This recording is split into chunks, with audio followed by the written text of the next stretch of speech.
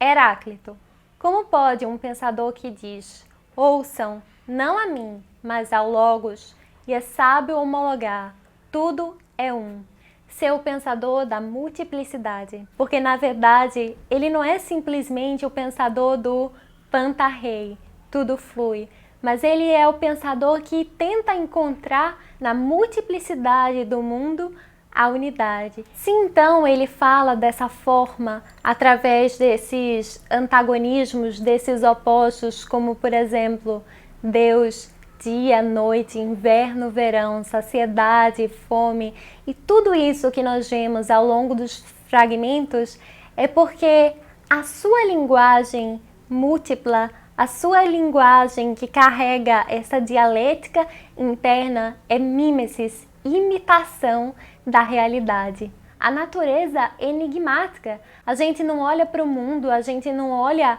para os entes e encontra já ali o ser. Não, o próprio Heráclito diz, a natureza, a essência das coisas, ama se esconder. E é exatamente isso, a gente vê o mundo como se ele tivesse velado, não com essa transparência, mas a princípio com essa opacidade. Porque a multiplicidade é o que nos está apresentado ao primeiro olhar. Ele diz isso, né? Embora o Logos seja comum a todos, porque o Logos é o que é com, ou seja, o Logos não é algo meu, não é algo de Natália, nem é algo seu. Mas o Logos é algo do mundo, o Logos é o comum. Então, o Logos, ele tá, é como se diz, o pensamento de Parmênides está sobre as nossas cabeças e sobre os nossos pés. Então ele está tanto em cima quanto embaixo, ele permeia tudo, toda a realidade existe porque os logoi estão impressos nela. Só que justamente esses logoi, ou o logos, ou a unidade é o que está escondida. A gente precisa de todo esse trabalho de despertar e desse trabalho filosófico para chegar até ela. E é disso que o Heráclito está tratando. Ele não quer trazer um discurso pronto em que você simplesmente diga tudo é um, como fez Tales, por exemplo, né?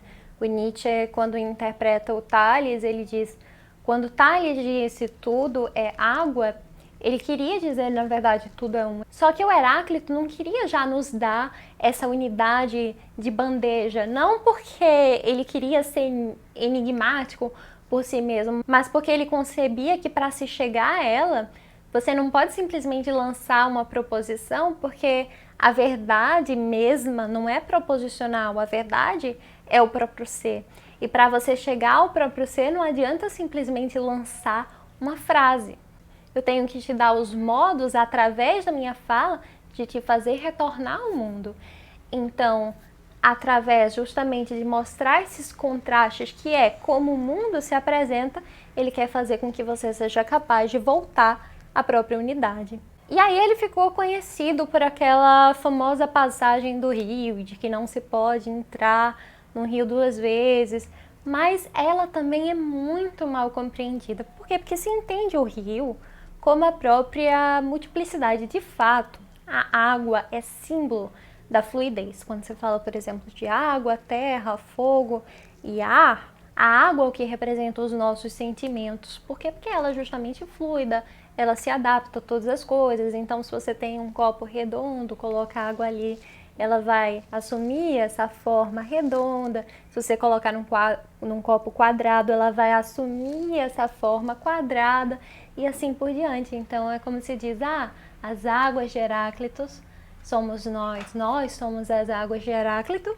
porque se a gente não secar a alma, como ele diz, ou seja, se a gente não controlar as nossas próprias emoções, a gente nunca vai poder conseguir dar forma aos nossos sentimentos, encontrar justamente essa unidade. Uma hora você vai querer uma coisa, outra completamente diferente.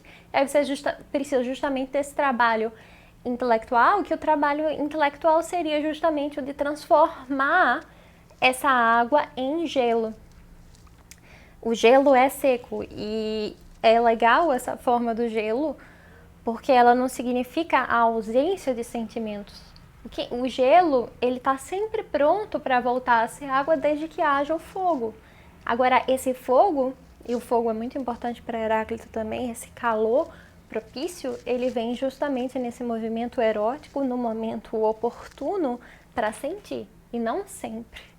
No mundo, na maior parte das circunstâncias, você vai ter que ser justamente o gelo, vai ter que ter essa fibra para segurar as tuas próprias emoções, os teus próprios sentimentos, de ser uma pessoa equilibrada.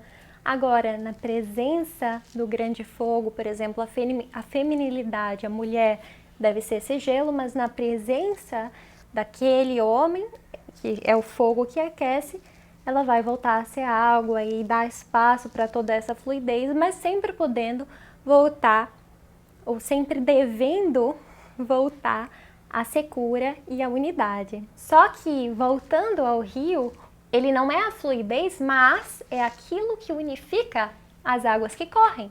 Então, apesar do rio ter esse movimento aquático dos sentimentos sem forma, ele próprio é a forma, ele próprio é a unidade. E aí, existem 3 fragmentos falando do rio na doxografia, nos fragmentos de Heráclito. E a gente só foca naquele, que a gente não pode entrar no rio 2 vezes, porque nem nós somos os mesmos, nem as águas. E de fato a gente percebe isso na nossa experiência. Por exemplo, sei lá, eu fui para Fernando de Noronha há muitos e muitos anos, e se eu voltar lá vai ter algo diferente naquela cidade, vai ter algo diferente naquela ilha, e eu própria sou diferente, vou estar provavelmente com pessoas diferentes e assim por diante. Então, minha experiência, embora eu esteja no mesmo lugar físico, no mesmo espaço, vai ser completamente diferente. A gente experimenta isso, mas há também uma unidade. E um desses fragmentos aponta para essa unidade de forma ainda mais clara, que é quando ele diz: no mesmo rio entramos e não entramos, somos e não somos. Então, vejam que aqui ele não está só enfatizando no fato de que nós não entramos no mesmo rio 2 vezes e de que nós não somos a mesma pessoa que éramos antes. Mas ele está apontando para o lado duplo, ele está dizendo que nós somos e não somos, entramos e não entramos, justamente porque as águas mudaram, mas o rio é o mesmo, o rio é uno, e também nós temos um elemento da identidade pessoal que não se perde, que, de fato, por exemplo, quando eu era um bebê, eu era muito diferente do meu eu criança, que por sua vez foi diferente do meu eu adolescente, que por sua vez foi diferente do meu eu agora. Mas ainda assim há uma unidade em Natália que não está nas células que se trocaram, não está na pele, não está no tamanho do meu cabelo, mas está na minha personalidade, na minha identidade, no meu eu transcendental, está na minha essência. Então aqui o Heráclito está enfatizando um lado de coabitar a identidade e a diferença, a unidade e a multiplicidade, e não simplesmente de dizer é só multiplicidade. Quer dizer, na multiplicidade é o que a gente vê na superfície. Mas se a gente for lá na profundeza da coisa, a gente vai ver a unidade, que é justamente essa natureza que ama se esconder. Então a gente não pode se apegar somente a uma parte do que foi dito, ou seja, só ao não somos os mesmos, o rio não é o mesmo e tal, ou só se apegar às águas do rio. Mas a gente tem que olhar para o próprio rio, que, como eu falei, não são as águas. E ao meu ver, o fragmento que melhor ilustra isso é aquele do arco e da lira. Heráclito diz: o semelhante concorda com o dissemelhante, como o arco e a lira. O que ele está falando aqui é de um instrumento musical. Vamos atualizar, pegar um exemplo mais moderno, um violão. Para eu conseguir tocar esse violão, para que esse violão soe no mundo, para que haja ali música, eu preciso o quê? Que as cordas vibrem, então eu preciso tocar nela. E realmente a gente só consegue agir no mundo com o movimento. Inclusive o Próclo diz: por que a gente precisou ter um corpo e não simplesmente uma alma? Porque as almas, elas não se comunicariam sem a matéria. Então a matéria é justamente onde essa unidade, essa essência se apresenta no mundo manifesto. A manifestação da unidade, ela é fugaz. Também tem outra grande questão no instrumento musical, na lira ou no violão, que é que ele não vai tocar, o instrumento não vai tocar sem justamente essa estrutura imóvel que o sustente. Então, se essas cordas não estivessem presas em algo fixo, em algo imóvel, que é justamente aquela estrutura do violão, se não tivesse isso, não iria haver música.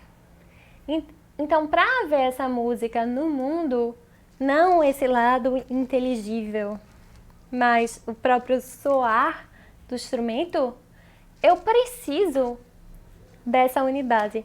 Então, para haver movimento, eu preciso também dessa coisa em repouso. E no caso, essa analogia que ele usa do instrumento musical é o que representa o próprio Logos. Então, para que os entes se movam no mundo, eu preciso desse ser. E é assim que a unidade se relaciona com a multiplicidade, e assim a gente pode retornar a esse primeiro fragmento que eu falei no início desse vídeo, que é: ouçam, não a mim. Ou seja, não a minha opinião, porque a filosofia não é feita de opinião. Como diz o Hegel, na filosofia, na ciência, a opinião empalidece. Não há espaço para o que eu acho. A grande questão não é achismo, mas é retornar ao próprio ser, que não é o que eu penso, não é o meu convencimento. Quando eu vou tentar te convencer filosoficamente de alguma coisa, não é para que Natália tenha razão, mas é o quê? Para que a própria realidade se mostre, para que haja um desvelamento do real. E aí, isso que é convencer, é vencer em conjunto, retornar ao que é com, que é justamente o Logos. Então, o Heráclito é um pensador da unidade, mas que usa a multiplicidade para que as pessoas consigam retornar a ela, retornar ao Uno, não de uma forma artificial e proposicional, mas de uma forma de apontamento. Eu falo Deus, dia, noite, inverno, verão, saciedade, fome. Então eu mostro esses dois lados e faço você enxergar que nesse par de opostos há uma coisa que os unifica.